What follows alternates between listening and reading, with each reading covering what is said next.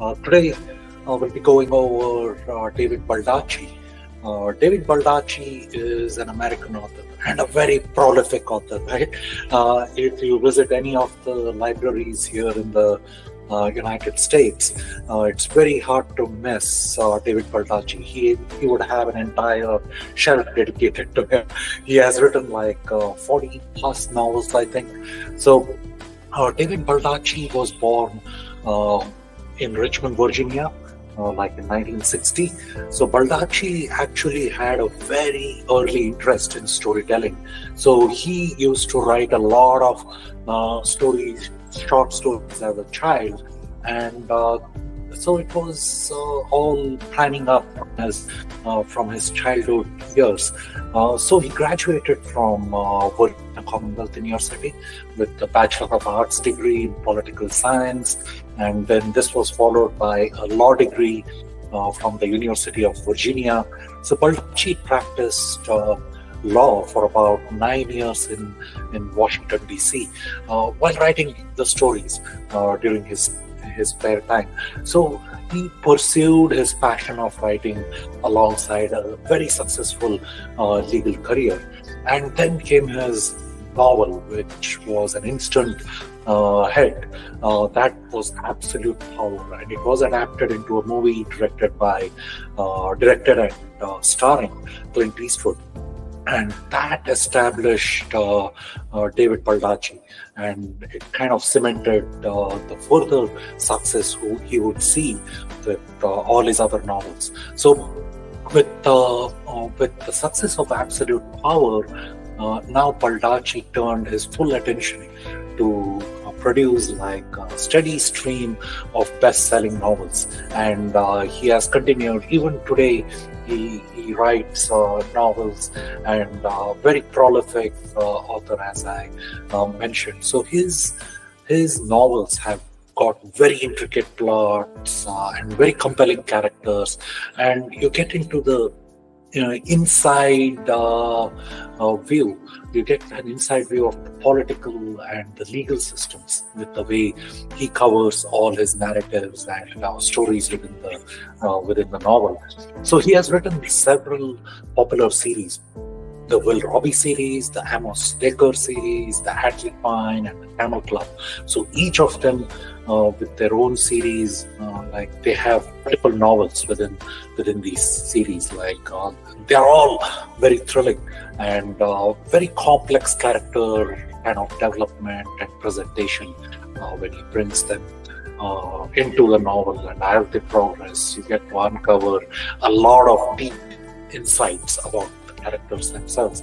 And he also kind of touches a lot upon all the contemporary issues of our time today, or even over the past few decades.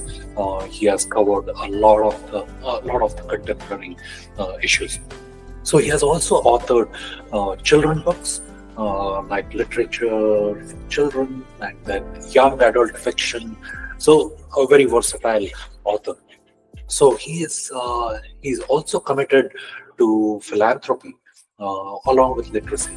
So he has a Wish You Well Foundation, which he runs with his wife, and he established along with his wife. So that shows that his whole foundation is very supportive of the family and adult literacy in the United States. And that's like promoting the development and expansion of new and existing literacy and educational programs. So he's very helpful for the society as well by establishing this foundation. And Baldacci has all his novels being converted into more than 45 languages, and they are sold across 80 countries or so. So clearly, like about 100 million plus copies of his novels sold worldwide. And not just probably in the libraries of the United States, you may find them in the libraries of other countries as well. And also, for sure, in the bookstores. My favorite spot is go and sit at the library, and I also go and sit at the store Barnes and Nobles, which is in my which is very near. in my town here. So he has a very strong following, and that's very understandable. He captivates his readers with the narrative in his novels. So the first one we'll be going over is Absolute Power, and as I mentioned, this brought Baldacci to the success, and then he turned to being a full-time writer after seeing the success of Absolute Power, his novel, as well as the movie which had Clint Eastwood. And Absolute Power actually opens with Luther Whitney. He's a very skilled burglar, and breaks into this very luxurious mansion, and the mansion belongs to Walter Sullivan, and he's one of the Washington DC's most influential billionaires, with connections all the way to the top, like politically, and that's where Luther unexpectedly witnesses a violent encounter while he is in this home trying to steal.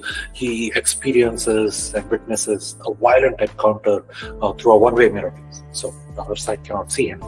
And he sees President Alan Richmond in a struggle with Sullivan's young and beautiful wife, Christine, and which ends up in her murder. Christine is murdered at the hands of the Secret Service agents that are assigned to protect Richmond. And then Luther manages to escape from the home, but he carries a crucial piece of evidence that can bring out what really happened at Walter Sullivan's home, and what the Secret Service agents did, what the president did, and how Christine died. So he carries a crucial piece of evidence. So the murder is quickly covered up, right, by the president's men, framing Sullivan's wife, and they are blaming Sullivan's wife for a burglary gone wrong. And Luther actually possesses this knowledge, real knowledge and evidence that could bring down the presidency and his corrupt circle of friends. And also remember, this involves Walter Sullivan as well, whose home he had broken into. And the story escalates as Luther becomes a target. So he's sought by the president's men, Secret Service, the ruthless chief of staff, and they will do anything to silence any kind of threats, because it's all about power, right? Maintaining that power. So all the authorities are behind Luther. So now the heart of the novel itself comes down to Seth Frank. He's a seasoned homicide detective, and he is determined to unravel the truth, whatever exists behind that murder. And as Frank digs deeper, he becomes entangled in this web of deceit that is being spun around in the president's, among the president's men, or by the president's men. And then the narrative actually goes through the perspectives of Luther, Frank, and other key characters, including the morally conflicting Secret Service agents and Sullivan himself. So Sullivan himself is torn between the loyalty to the president and the shocking truth about his wife's death. So very masterful exploration of various themes, I would say. Corrupting influence, of absolute power, and then what are kind of the themes of justice and morality that we have to deal with.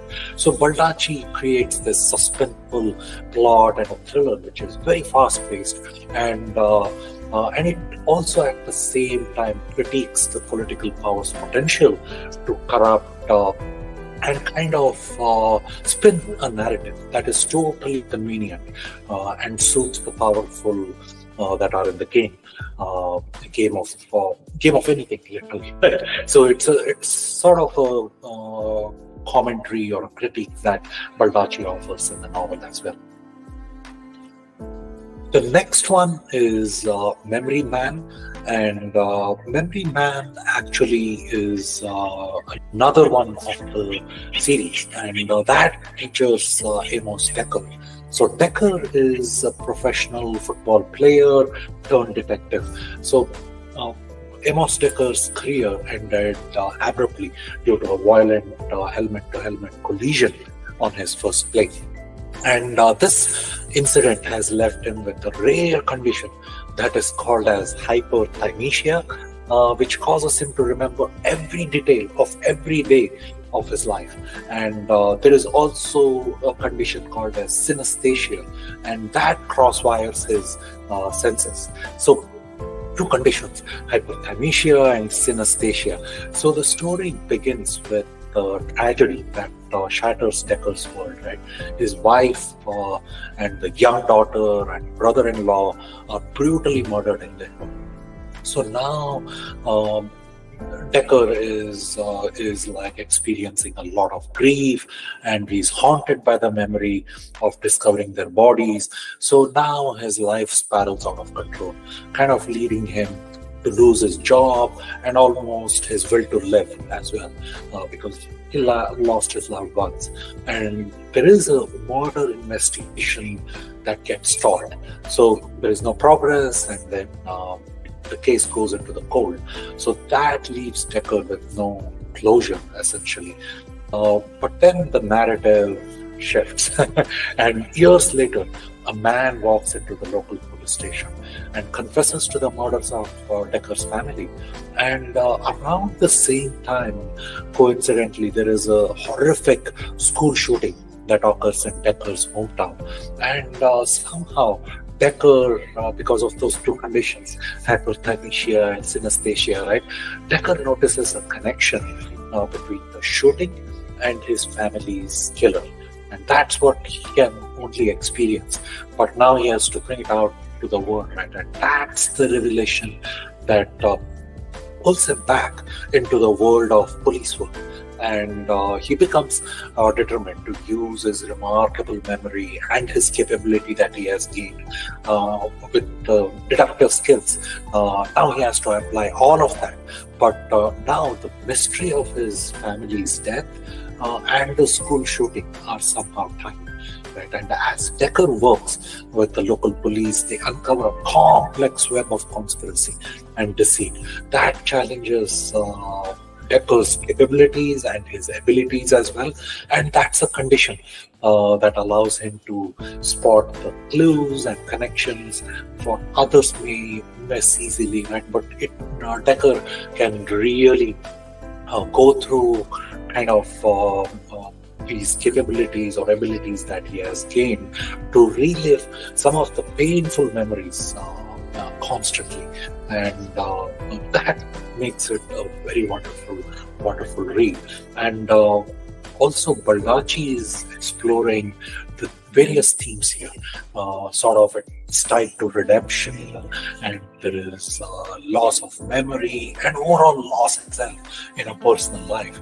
And Decker struggles to find justice for family, and then he himself has to kind of tackle and confront the dark corners of his mind as well. So that makes it a very interesting read. Multiple themes explored here. The 620 Man is another wonderful novel by Baldacci. The novel itself opens with Travis Devine, and his life is in complete disarray after he has been sort of honorably discharged from the army under mysterious circumstances. And Travis now has taken a job at this prestigious financial firm in New York City. And it's a position because he secured in this financial firm due to his military service and the influence of some powerful family friend. So his routine existence is sort of shattered when he discovers the body of his roommate, a fellow veteran, and he appears to have committed suicide. But Travis is really skeptical of the suicide ruling by the police authorities and homicide authorities, and his doubts are further complicated when he receives a pre-recorded message from his deceased friend, and he's imploring him to investigate his death. And this is a pre-recorded message.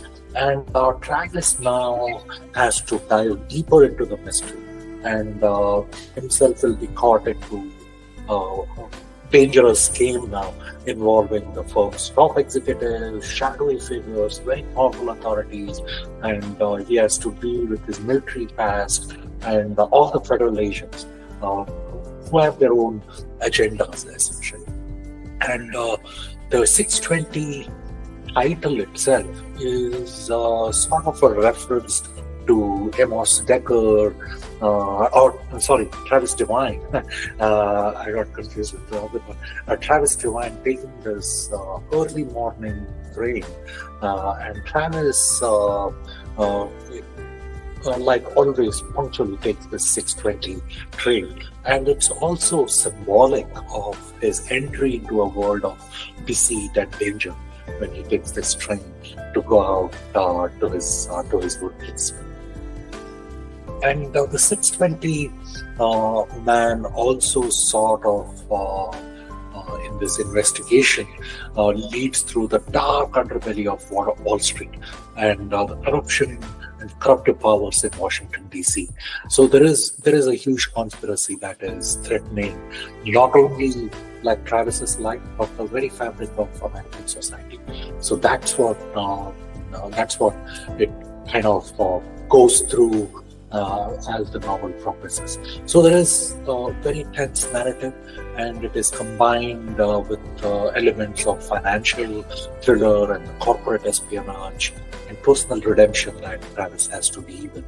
The novel is a very intricate plot with well-drawn characters, and then also about how all these events Travis has to kind of weave them together of the death of his friend, and also the young secretary that he has in the financial firm, and the overall financial firm, which is his workplace, and people want him to do different things. Every agency, the financial executives, all of them have their own agenda. And now Baldacci, through this, is exploring the themes of loyalty and justice and the search for truth in a world that is sort of doesn't seem like is so tied to understanding the cost of integrity. And the cost of integrity is really, really very high. And the novel keeps the readers guessing. There's many twists and turns, and it's also offering a thought-provoking commentary, such as veteran affairs, and then the corporate corruption and the moral complexities of sort of modern warfare that exists in the society. So the next one is Long Road to Mercy. Long Road to Mercy is introducing FBI agent Atlee Pine, and this is part of an Atlee Pine series. So Atlee Pine's life was forever changed when, at the age of 6, her twin sister, Mercy, she was kidnapped by a notorious serial killer. And for many, many decades, like this has haunted Atlee. And the path of Long Road to Mercy, it kicks off though on a different trajectory or a different kind of plot, where there is a mule that is found dead in the Grand Canyon, and its rider is missing. The mule has been killed. And initially it seems like a simple case of animal cruelty and a missing person. But Pine, as she dives deeper into this investigation, she uncovers a very sinister plot, and also has got a lot of national security implications. The missing person happens to be a very prominent figure with deep connections, and somehow his disappearance is linked to an international conspiracy that involves nuclear weaponry. And ultimately, when it is nuclear weaponry, there is national security that is involved, and hence FBI agent Atlee Pine is involved. So Pine actually finds herself against very powerful enemies that will stop at nothing, right, to protect their secrets. And there is a very small team she has to rely upon, and that includes the administrative assistant Carol Bloom. Both of them, they seem to race against time to unravel what is this conspiracy that is sort of leading towards national catastrophe having to do with nuclear weaponry.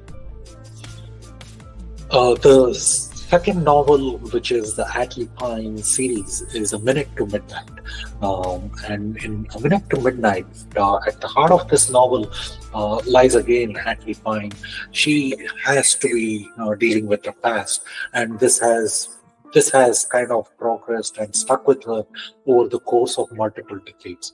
And it's still about unraveling the mystery of her twin sisters and abduction. And it is a traumatic event, of course. And even though 3 decades have gone by, Atlee Pine cannot shake it off her memory. So now, unlike her other cases, where this one or this novel explores a deeply personal connection, and Pine takes a leave of absence from the FBI, and finally she is hell-bent upon trying to get to the bottom of what happened to her sister, Mercy. And she's accompanied again by a loyal assistant, Carol Bloom, and Pine returns to her hometown in Georgia. And she has to confront with her past. So now Pine's investigation into her sister's disappearance quickly becomes sort of entangled with a series of new crimes that have been taking place in her small Georgia hometown. And then a woman is found murdered, and in a manner that only kind of mirrors several other victims. So there is multiple victims here, and this has to do with the serial killer. So the town is thrown in a state of fear and confusion with all these murders, and there is sort of a signature with these crimes that are being committed, and the ritualistic victims presentation, the way the serial killer is projecting or kind of presenting in a ritualistic fashion for all the murders that are being committed. So the novel kind of goes through Pine's personal quest with mixed with professional attitude that she has to keep up, having between personal and professional, because this is a novel that is exploring the depth of a personal story as well, as far as Atlee Pine is concerned. And she has to navigate the complexities of both her sister's court case and also the new, fresh, suspicious murders that are taking place in her hometown. Very good read in this Atlee Pine series. I think both of them deals with the loss and redemption of how you need to deal with that. How do you, what people go through when they can't shake out some of the experiences that they've gone through in the past. Something like an abduction and the missing twin sister. There are other David Baldacci novels. Because of time, I couldn't cover them today. I will be covering them in very immediate video, like coming soon. The Innocent, and then the Camel Club, that's another series, and 0 Day. So these are other novels, and many others as Baldacci has written 40+ novels. I will cover them as I get to read them, but these I have read and I can cover them in a future video. So